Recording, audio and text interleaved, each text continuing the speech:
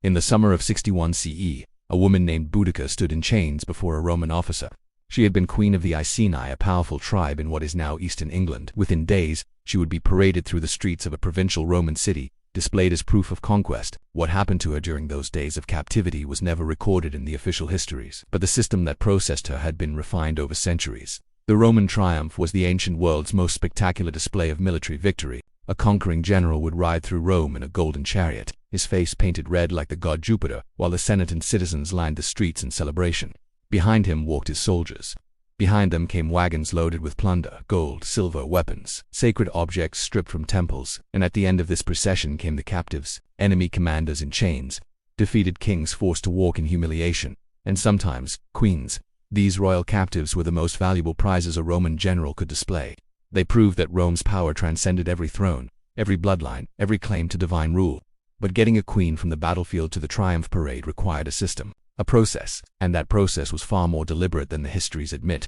Roman law was clear on the status of captives. They were not prisoners of war in the modern sense. They were property of the Roman state, temporarily assigned to the custody of the conquering general. They had no legal rights, no protection under law, no appeal to any authority. A captured queen was valuable cargo, yes, but cargo nonetheless. The Senate established strict requirements for awarding a triumph. A general needed legitimate command authority. He needed a decisive victory, with at least 5,000 enemy dead in a single engagement. He needed territory conquered or a significant enemy defeated, and he needed captives who could demonstrate the magnitude of his achievement. Common soldiers could be sold into slavery or executed without ceremony. But a king or queen had to survive. They had to be recognizable. They had to be presented in a condition that allowed the Roman crowd to understand exactly who they were seeing in chains. This created a careful balance.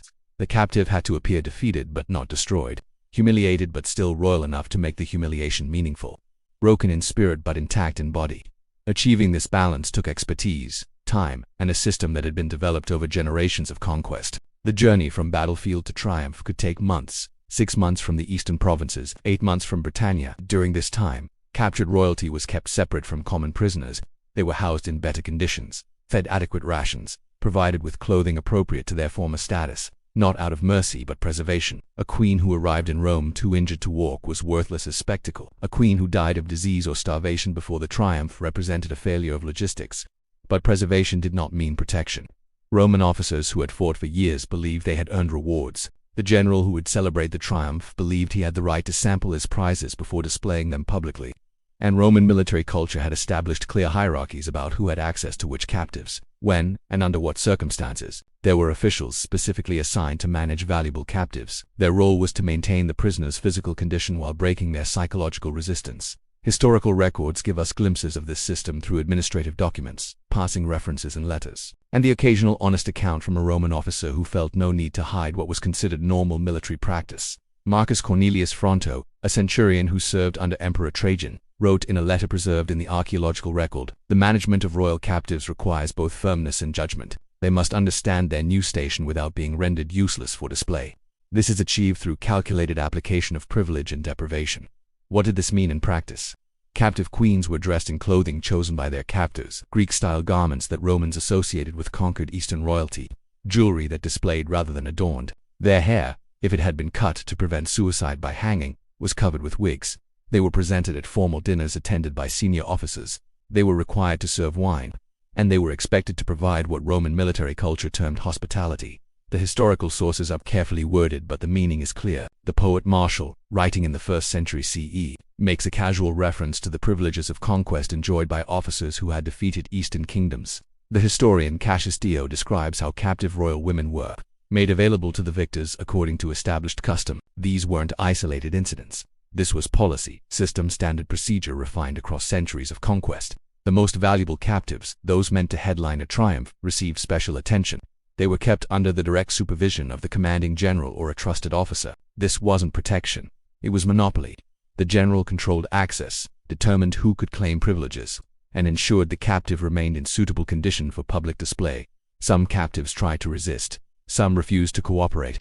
For these prisoners there were specialists, officers who understood how to break resistance quickly. Their methods were effective but often left damage that made the captive less suitable for the triumph. Smart generals avoided using these specialists on their most valuable prizes. Better to use time, isolation, and the systematic application of powerlessness to achieve the same result without visible injury. The reality of captivity began the moment the chains went on, not the triumph itself. That was one day of public humiliation. The real destruction happened during the months before it. Historical accounts give us fragments of this process. When Cleopatra's sister Arsinoe was captured by Julius Caesar, she spent months in custody before being paraded through Rome in 46 BCE. The Roman biographer Appian notes that she was prepared according to custom but doesn't elaborate.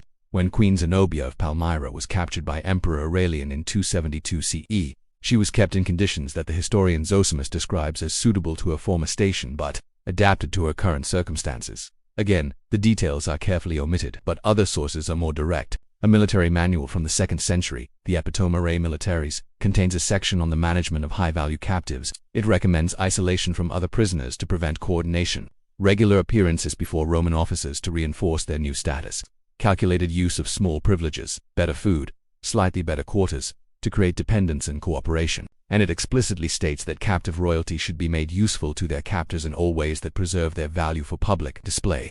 The journey to Rome was itself a form of psychological warfare. Captive queens traveled with the Roman command staff, housed in tents near the general's quarters, visible to the entire army. They were displayed at victory celebrations in conquered cities along the route. Local populations loyal to Rome were encouraged to jeer and throw refuse. Each stop reinforced the message: you have no power, no dignity, no future except what Rome permits. Some captives were forced to write letters that would be read publicly in Rome, describing their defeat in humiliating terms. Others were required to participate in staged ceremonies where they symbolically surrendered their royal regalia. These weren't random cruelties. They were calculated performances designed to demonstrate Roman superiority. The scholarly consensus is clear. What we call the triumph was the culmination of a months-long process of systematic humiliation. Professor Mary Beard of Cambridge University in her comprehensive study, The Roman triumph, notes that the spectacle Romans saw in the streets represented only the final act of a much longer drama played out in military camps and provincial cities across the empire. When the captive finally reached Rome, the process intensified. There were rehearsals. The prisoners practiced walking the required route, learned where to stop, where to kneel, how to hold their chains so they would be visible to the crowd. They were instructed in exactly how defeated they should appear. Too defiant, and they might be removed from the parade. Too broken, and they failed to demonstrate Roman power convincingly. The triumph itself lasted a single day. The procession moved through Rome's streets, past cheering crowds, ending at the Temple of Jupiter on the Capitoline Hill. The captive queen would be led past the general's chariot, displayed in chains, sometimes forced to kneel before the temple steps while the crowd celebrated Rome's victory. And then came the question that determined everything. What happened after? Some captives were executed immediately. Vercingetorix, the Gallic king who had resisted Julius Caesar, was strangled in the Tullian imprisoned directly after Caesar's triumph in 46 BCE. But queens were often spared immediate execution. Roman law and custom treated royal women differently than male commanders. They were considered less dangerous, less capable of inspiring future resistance. Many were kept alive for years, held in comfortable but secure custody in Italy. Some were eventually released into exile, settling in Roman territories under constant surveillance. A few, very few, were restored to power as client rulers, completely dependent on Roman support and utterly loyal to Rome's interests. But survival came with lasting damage. The psychological trauma of months of captivity, the public humiliation of the triumph, and the loss of everything they had ruled left permanent marks. Historical sources describe former queens living in isolated estates, rarely seen in public, their former status reduced to a curiosity mentioned in Roman dinner conversations. The system worked because it was systematic. Rome didn't just defeat enemies, it developed refined processes for extracting maximum propaganda value from their defeat.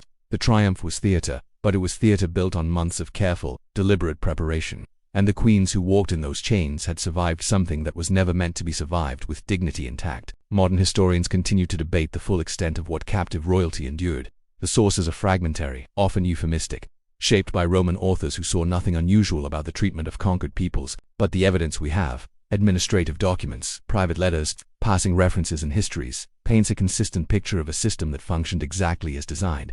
Rome celebrated its triumphs as manifestations of divine favor and military excellence. But those celebrations rested on a foundation of systematic cruelty that Roman historians rarely bothered to record, precisely because it seemed to them entirely normal and entirely deserved.